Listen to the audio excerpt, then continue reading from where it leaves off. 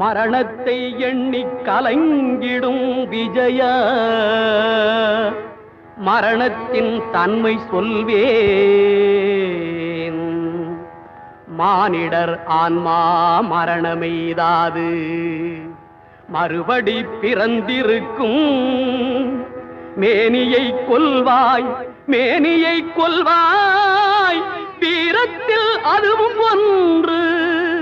நீ விட்டு விட்டாலும் அவர்களில் மேனி வெந்துதான் தீரும் ஓர் நாள்.